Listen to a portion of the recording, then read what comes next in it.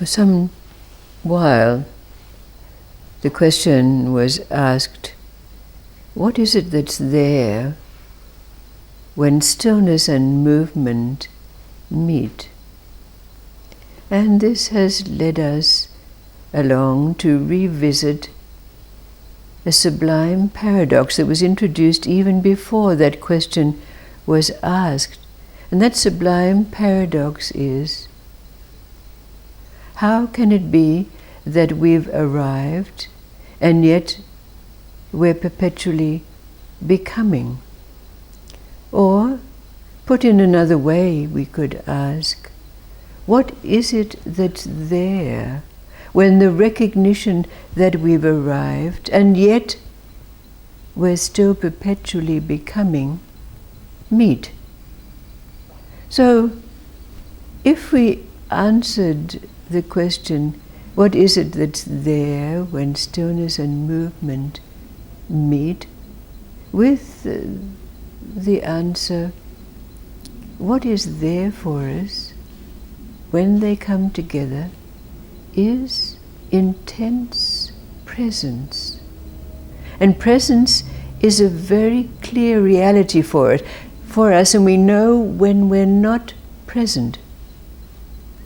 So it's a place. It's something clearly recognizable by the mind. And so the mind can be brought back if it strays away from this. But what about this sublime paradox?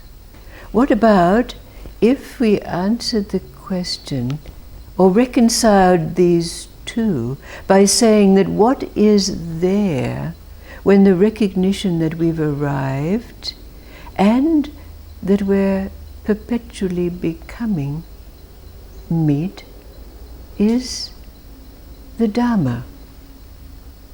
But then that brings us to the question, what is this Dharma? Now, there was that story about the young boy that was born to a rather poor family, but the family had great hopes for his future. But as it turned out, this young boy was only interested in stealing. He honed his skill of being a thief from petty things to rather large heists. And his family, of course, were greatly disappointed, but he loved to thieve. He loved to be a thief. The thrill of what he gained from his ill-gotten gains was great. But one day he had the thought of stealing a almost priceless ruby from a very, very rich merchant. But as it so happened, as he was escaping from the house, he stepped on the tail of the house cat that set up such a caterwauling that the whole household woke up and started to chase him.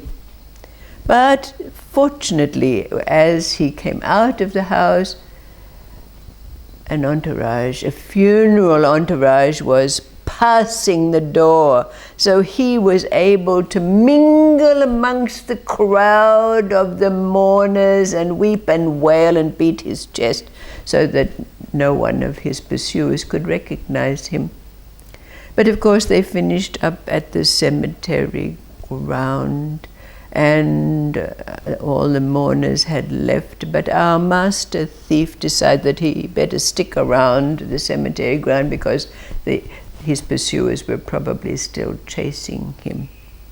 So while he was languishing at the cemetery ground, he happened to come upon a dakini who was there in deep meditation and contemplation.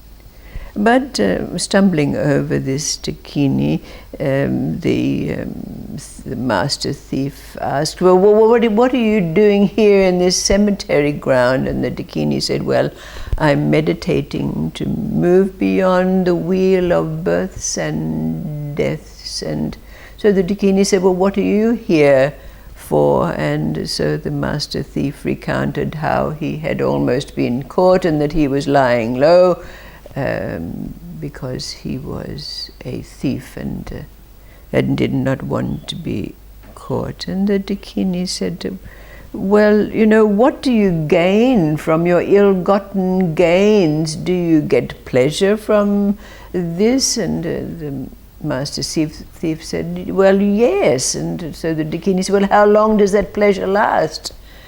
And the master thief said, well, maybe a couple of days until I have to go and steal some more. And so the Dakini said, well, what if I taught you something that means that you would never have to steal again? But the master thief said, but I like stealing. Could you give me something that means that I could make the greatest heist of my entire life? Can you give me some kind of skill?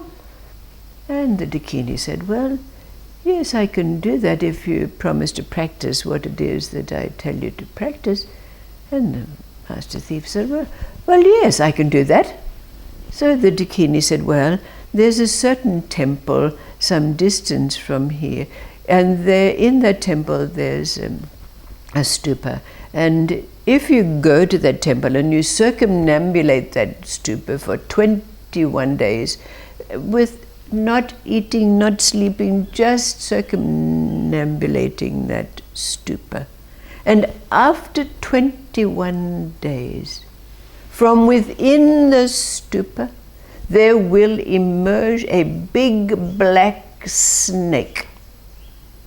And if you can fiercely grab that snake by the neck, but remembering that one false move, you will be lost, then you will have this siddhi, this power. Oh, said the master thief, I can do that. But it took him a little while to get to the temple because he had to travel at night because he was still afraid of being caught by his pursuers. But he came to the temple and there he found the stupa and he circumambulated as his Dakini guru had said for 21 days without rest. And as the Dakini had said, out from within the stupa came the big black snake. But you know, this master thief had honed his skills very, very well and without hesitation, without fear. He grabbed the snake by the back of the neck, and in that instant, this black snake turned into a blazing sword. And this blazing sword seemed to be adhered to the master thief's hand. From that day on, he could not lay down that sword. It remained with him, and he became a great master and teacher of the Dharma.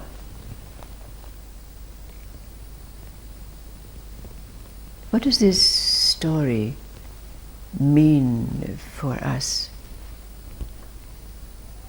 Asking the question, what is this Dharma? If that which arises out of a meeting of stillness and movement in our life begets a presence that's so intense that we have nowhere else to be but right here, what follows from that? if it leads us back to this sublime paradox. What's present? What's there?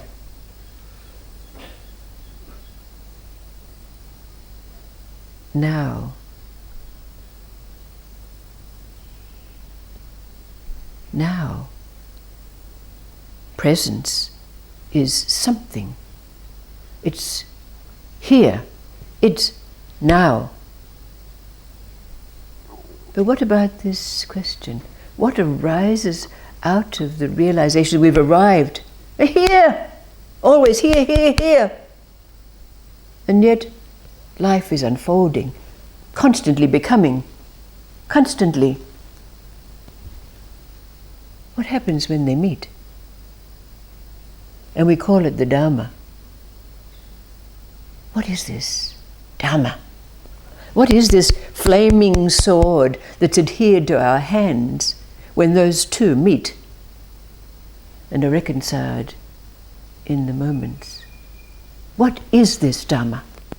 What is this flaming sword that we have that's only there when presence has been attained and those two have been reconciled? The realization, yes, I've arrived. I have arrived. I do know. I know what I know. I know who I am. And what follows from that is what we do. And that's the Dharma. But what is it? What is it? This Dharma. This flaming sword that's in our hands, adhered.